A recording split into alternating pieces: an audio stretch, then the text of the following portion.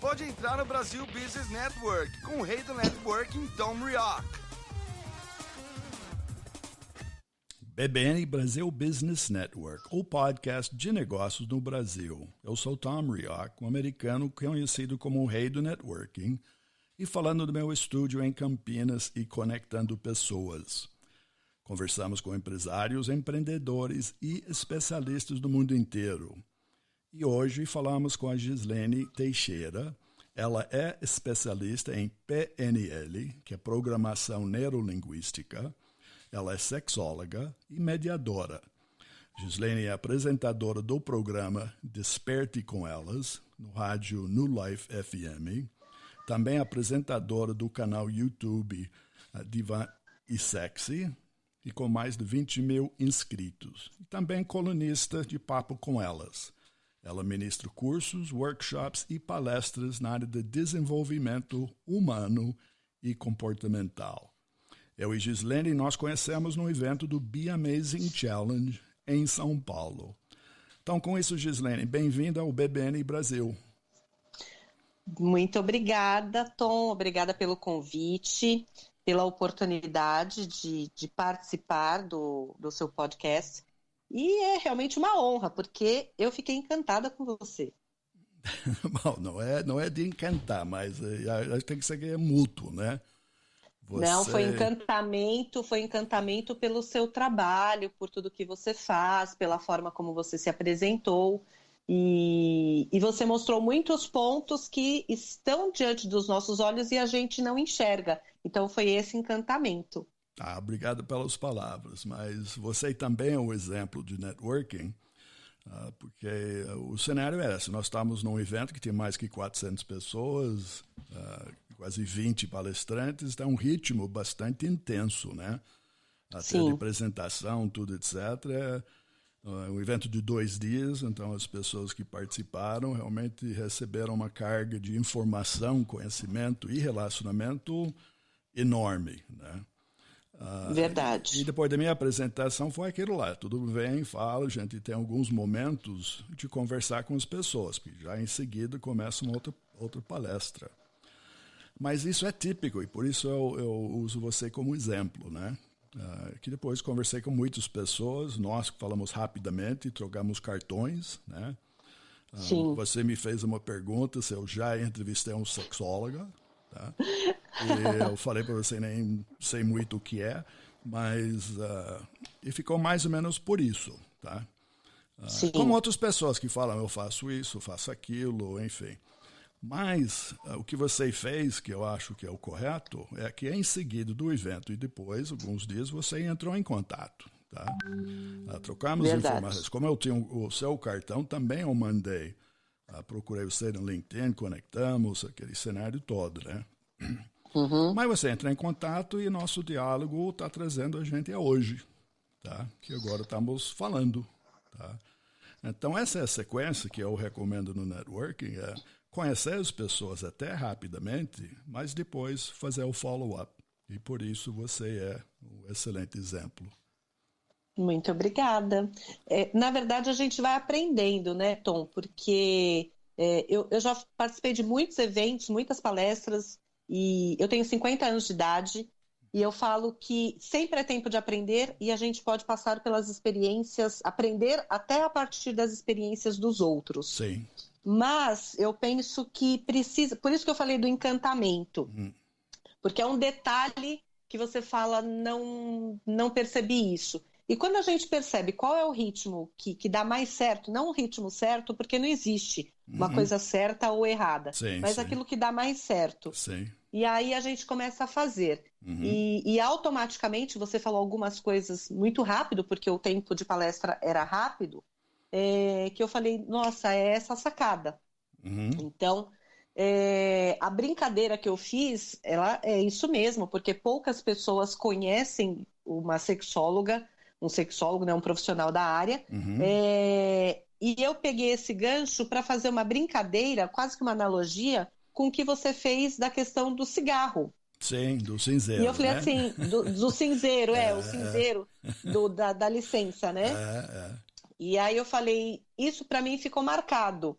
Eu falei, se eu fizer a brincadeira da sexóloga, porque provavelmente você não conheceria muitas, né? Eu falei, quando eu mandar mensagem para ele depois, amanhã, falando, olha, te conheci no evento, você ia lembrar de mim. Sim. Então foi uma forma de marcar. E isso foi um insight que eu tive quando você falou, quando você começou a sua palestra se apresentando, do licença que você falava cinzeiro. Ai, que legal. Então, Bom, é excelente ouvir isso para nossos ouvintes, porque no fundo, e para todo mundo saber, parte da minha palestra foi justamente o que eu chamava do speed networking, né? E justamente numa apresentação com alguém, num evento que nem nosso, nem o outro, a gente tem muito pouco tempo de nós apresentar. Tá? Então é importante exatamente isso, usar palavras-chave, como você fez, como eu falei usando o exemplo do cinzeiro, né? Para ser lembrado. Porque se conhecemos 400 pessoas, no dia seguinte, de fato, eu não conheci 400, né? Mas eu conheci quase 100. Mas no dia seguinte é difícil lembrar todo mundo, de ordenar, né? Então, isso é importante que você fez e que eu sugiro, tem que ter uma forma de ser lembrado.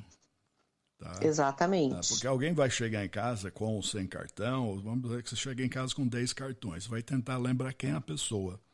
Né? Sim. E você lembra que eu tirei fotos, né? Muitas pessoas tiraram foto. Uma foto também é uma forma de lembrar.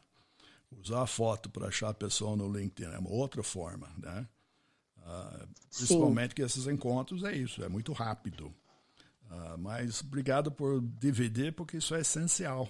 Então, Sim, e é um detalhe tão pequeno, mas que faz uma diferença muito grande, né? Sim, sim.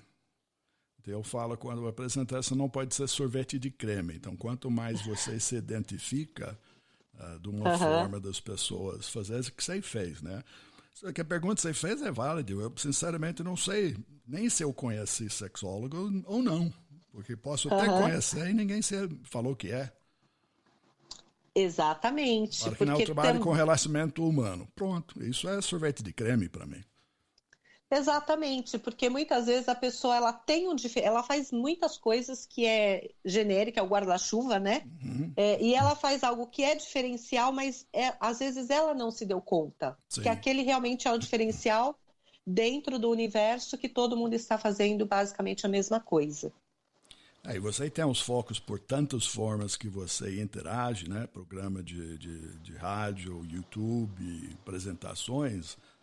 Você é multifacetada. Nem falei que você é professora de inglês, né?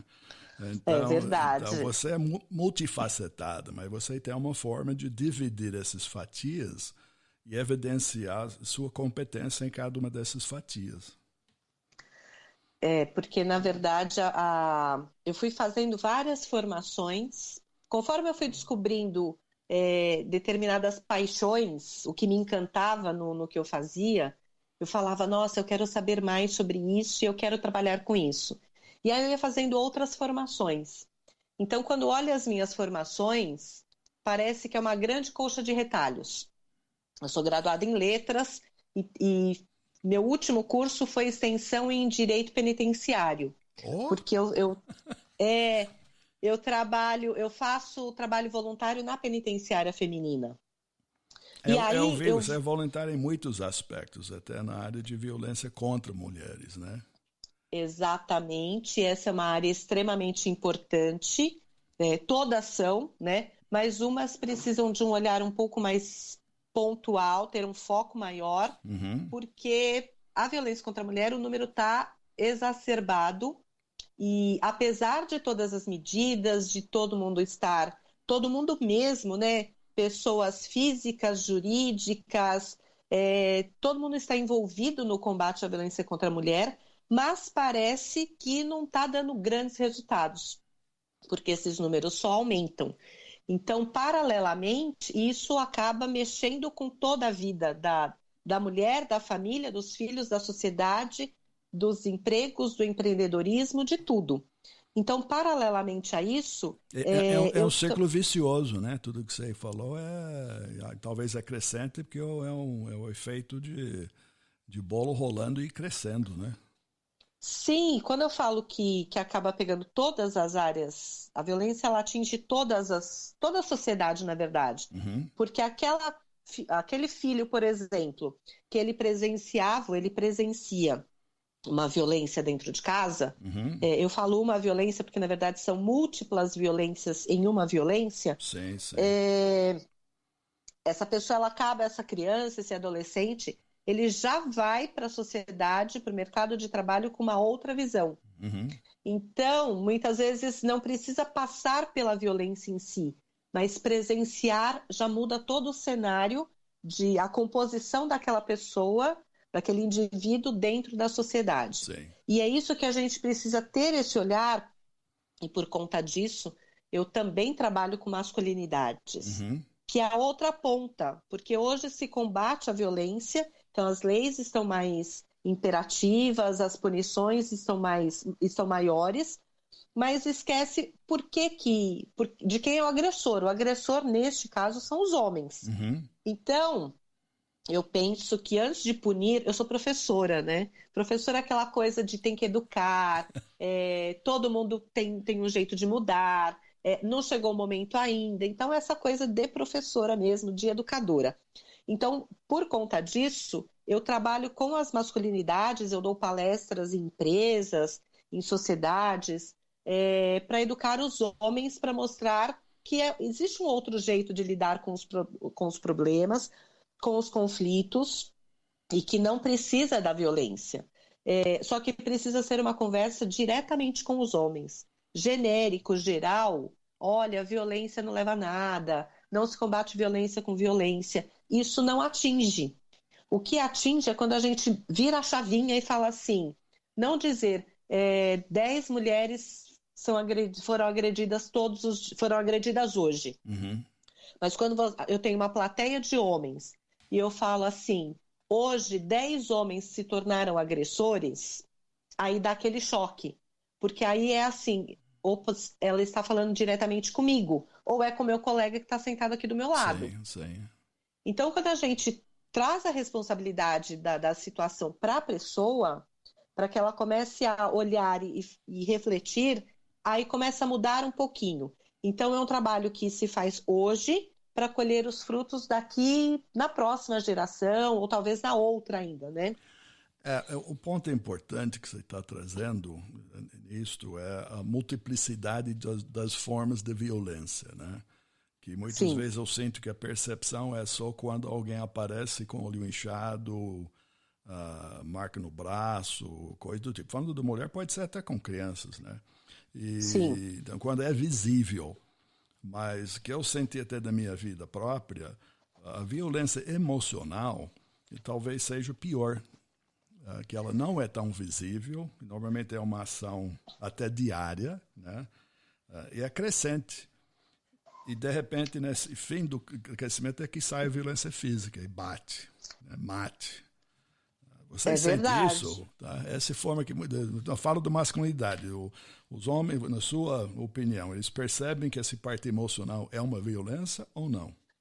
Não percebem, até porque nós vivemos numa sociedade machista e a gente percebe esse machismo... e muitas vezes o homem não percebe que ele é machista. Ele só se vê como macho. O macho provedor, o macho cuidador. E ele não percebe as violências. E quando a gente olha da ponta da violência, olhando da mulher, fala assim, claro que um agressor sabe que ele foi agressor. Claro que ele sabe que ele me magoou, que ele me machucou, que ele faz pressão psicológica. Mas não. Muitas vezes ele só segue um padrão, porque ele cresceu vendo dessa maneira, e ele não sabe que existe outra forma. Então, E a violência está em todas as classes sociais, né? Ricos, pobres, com mais estudo, com menos estudo, não importa. Só é diferente o tipo de violência. E todas as culturas, né? Isso não é coisa do Brasil, não. Não, todas as culturas, exatamente. E aí a pessoa segue um padrão, entendendo que aquilo está correto. Então ele agride verbalmente, mas para ele está só cuidando dali da situação, da casa. Então quando ele chama de, ai, você tá gorda, ele não entende que aquilo machuca. Sim. Ai, como você tá feia, tá relaxada, ele não entende que aquilo machuca e que aquilo é uma falta de respeito, que aquilo vai minar o relacionamento, ainda que não chegasse na violência, porque a tendência é aumentar essas agressões e chegar, culminar numa violência física, mas ainda que não chegasse, tem uma violência que vai minar o relacionamento. Então, muitas vezes eu chego para atender relacionamentos, mediação de conflito, desconforto que tem no relacionamento, e me chamam como mediadora de conflitos, e eu percebo violências, porque eles vão me contando, eu percebo violências que muitas vezes nenhum dos dois perceberam ainda. Até porque a mulher ela sofreu uma violência psicológica ou verbal, ela não se deu conta porque ela cresceu vendo o pai fazendo aquilo com a mãe. Sei. E o marido a mesma coisa. Ele também não percebe que ali tem um foco de violência porque ele também cresceu com aquele cenário, com aquele padrão. Só que lá na frente, e teoricamente ainda está tudo bem, né? Só que lá na frente vem um desconforto, vem uma crise financeira, vem qualquer outra coisa que desestabiliza um pouco mais o relacionamento, e aí essas agressões elas sofrem um empilhamento. Então vem a agressão psicológica, a verbal, a física, a emocional, a financeira, que é a violência patrimonial. Sim. E aí quando a gente entra nessas violências todas, inclusive a patrimonial, ela afeta diretamente a questão profissional. Sim. Porque se ela é uma empreendedora, ela já compromete, porque a autoestima dela fica comprometida, todas as situações, autorrespeito, autorresponsabilidade, ela já não consegue mais olhar para fora, porque ela não consegue nem olhar para dentro, né, dentro dela. Bom, esse é o ponto, que a gente fala tanto de empreendedorismo feminino, mas a gente não sabe, tá? Sabe que tem os incentivos, o próprio Be Amazing Challenge, né? Todo o trabalho da Cátia Teixeira, Aníbal, tá em prol disso, né? Mas a gente não entende e ouve que a barreira pode ser antes. Tá? Então, por que a mulher não se empreende? Por que ela não parte? De repente ela quer, de repente manifestou isso na casa, que eu vou trabalhar, eu vou montar minha empresa. E aí começa o problema. Sim, começa o problema e são muitos problemas que a gente enfrenta, né? São problemas... A mulher empreender hoje, principalmente no Brasil, empreender não é fácil para ninguém, né? Bom, mas no Brasil... É verdade. Mas tem milhões de oportunidades. Com certeza. Mas se a pessoa já está fragilizada por alguma questão, fica muito potencializado isso, né? O que já era difícil fica quase que impossível na visão da pessoa. Mas tem questão, por exemplo, da violência, das violências que acaba minando esse empreendedorismo feminino. Tem a questão do machismo. Tem a questão de filhos, porque às vezes não tem com quem deixar, não tem creche, não tem... Quando fica doente, não tem com quem deixar o filho, então você acaba desmarcando uma reunião, se você é uma empreendedora. Você acaba faltando ao serviço se você é uma colaboradora. E eu vejo que está muito... A sociedade não está preparada para esse universo onde as mulheres ainda é uma quantidade maior na sociedade, né? Maior que os homens, percentualmente. Eu também trazendo, né? Eu vi ontem no LinkedIn uma colocação de uma mulher, e justamente o que ela colocou, e dizendo abertamente, eu achei muito interessante, que ela tinha acabado de... Ela está grávida, falou isso, está pronto para ter licença, mas a empresa onde ela trabalha se promoveu ela. Então, e o que ela disse aí no post que ela fez é isso. Eu estou grávida, vou entrar no processo de licença maternal e foi promovida. Isso é uma coisa rara, né? Isso é uma coisa rara, exatamente. Mas normalmente não é isso que acontece. A mulher ela entra em licença, e aí ela fica com aquele medo de quando eu voltar, eu estou demitida. Porque não estão nem empregados, ninguém nem oferece no receio, ninguém, né? As empresas podem não oferecer no receio que vai engravidar. Tem isso também, já começa por aí. E depois, né, mas se ela está empregada, depois ela sabe que ela vai voltar, grande parte das vezes, ela vai voltar, vai cumprir aquele prazo que a empresa é obrigada a mantê-la, mas depois ela vai ser demitida. Então é muito complicado, até Ou por não isso necessariamente muitas mulheres... demitida, mas não necessariamente promovida. Exatamente. Pode até ficar, hoje fica, mas no seu trabalho dentro das empresas e com os homens, isso é um tópico que você aborda? Isso é um tópico que eu abordo porque ele é de extrema importância, porque muitas vezes ele está ali, está acontecendo, mas ele está meio que como se tivesse um véu onde as pessoas não enxergam exatamente o que está acontecendo. Sabe que está ali, você vê de relance, mas ninguém se debruça sobre essas questões, porque as coisas estão acontecendo, está dando certo do jeito que está, então vai rolando. E vamos ver como fica, né? E se der problema, a gente resolve um problema pontual. E então é aquele tipo de assunto que ninguém quer falar, não quer perder tempo, porque acha que é um tempo que vai perder. Quando, na verdade, é um investimento de tempo até para que não se perca lá na frente. Então, todos esses assuntos que a gente já pincelou aqui, das violências, do empreendedorismo, dos relacionamentos, das relações, ninguém se dá conta de parar e conversar e pontuar e olhar de fato, colocar uma lente ali para ver, porque assim, isso não é importante, porque são assuntos pequenos. Só que quando não se tem esse olhar, uma hora isso vai crescer de uma determinada maneira que vai aparecer um monstro na sua frente e você vai falar, por que eu não... De onde apareceu isso? Na verdade, sempre esteve ali. Foi aparecendo um pontinho aqui, outro pontinho ali, mas ninguém se deu conta. E as violências, eu acho que ela, de qualquer maneira, ela é muito grave em todos os sentidos. Sim. Mas quando a gente fala de empreendedorismo, precisa ter esse olhar quando, por exemplo, uma mulher falta ao trabalho. Ela fala, olha... a reunião era hoje, mas a gente não pode deixar para amanhã. E ela dá uma desculpa que a gente sabe que é esfarrapada. No dia seguinte, ela vai àquela reunião que ela tinha postergado, só que ela chega...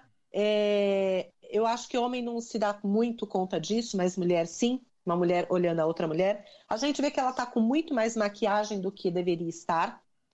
E muitas vezes é para esconder um roxo que está no rosto ou no braço. Sim. Tá calor e ela está de manga comprida.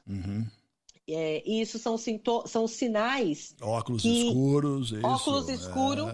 E muitas vezes ela fala, eu tenho sensibilidade à luz, ou eu estou com conjuntivite, tá me irritado. Então, são sinais que normalmente as empresas não se dão conta. E é muito visível. E uma mulher com essa situação, com esses detalhes que eu acabei de pontuar, numa reunião, por exemplo, ela está presente, mas ela não vai produzir o quanto ela poderia produzir. Então, quando a gente fala de violências, de relacionamentos, de conflitos, de desconfortos, as pessoas acham que, mas isso é lá com ela, isso não é problema meu. É problema pessoal. Exatamente. Mas não é problema de todo mundo. Da sociedade. Exatamente todo mundo. E isso está diretamente ligado ao empreendedorismo, com toda certeza. Bom, Gislene, nós podemos falar também, acho que até amanhã cedo, né? Porque... eu tenho certeza disso, Tom. que tem assunto para isso, mas eu quero parabenizar você realmente por toda essa abrangência do que você faz e fala e como você faz, tá?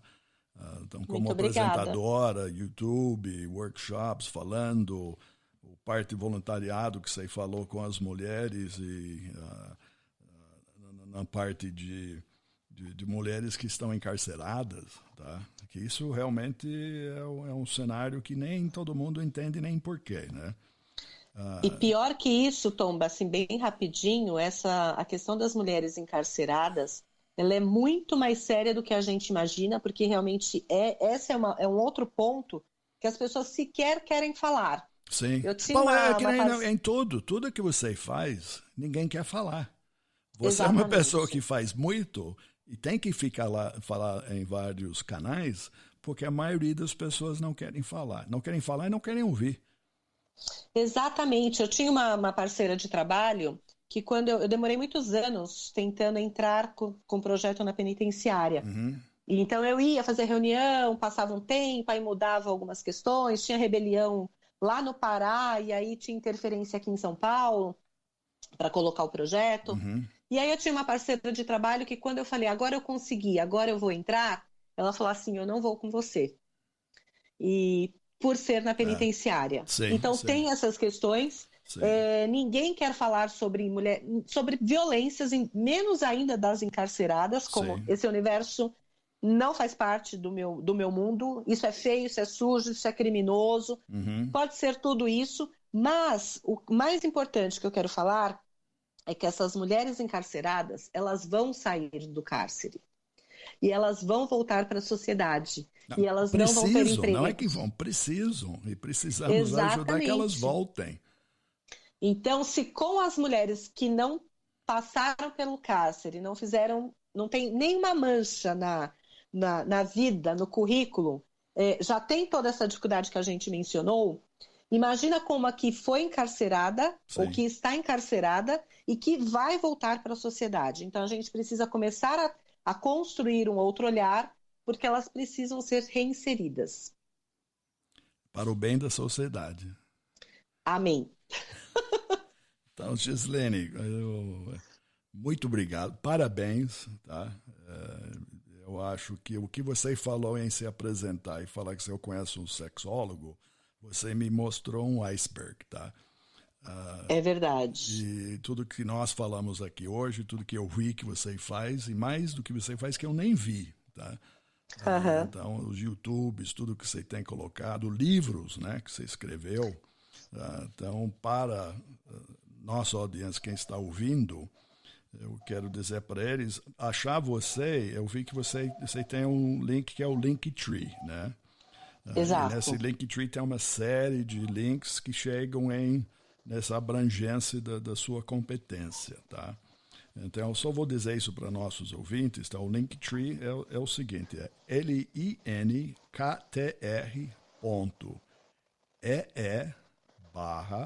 e aí o nome do Gislene, que é Gislene Teixeira. Então, é GISLENETEIXEIRA. Acertei? Exato, perfeito. Então, essa é a forma. Também você está, acho que nós começamos nosso relacionamento no LinkedIn, no Facebook, etc. Você está em vários lugares. YouTube, que você falou, acho que vale a pena entrar e ver e ouvir. Então, tem muita profundidade nesse iceberg. Tem sim. No YouTube, por exemplo, nós temos quase 22 mil inscritos, 21 e alguma coisa. Mas está quase chegando nos 2,5 milhões de visualizações da totalidade dos vídeos. Então, não é porque é meu não, mas é bastante interessante. O conteúdo é bastante abrangente e sempre dá para tirar várias reflexões desse universo todo. Sempre, todo dia, como você falou, aprendemos todo dia. Exatamente isso. Então, mais uma vez, muito obrigado pela participação e sua paciência com a nossa audiência. Imagina, eu que agradeço, muito obrigada pelo convite e sucesso para todos nós. Exatamente. Também eu quero agradecer nossos ouvintes que pedem e podem seguir entrevistas passadas e futuras do BBN Brasil Podcast no site bbnbrasil.com, que é bbnbrasil.com.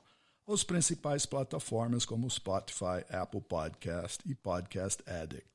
O BBN Brasil Podcast é um oferecimento do Focus ME Market Intelligence e eles também são especialistas em pesquisa de mercado do setor agrícola. Mais informações no site focusme.com.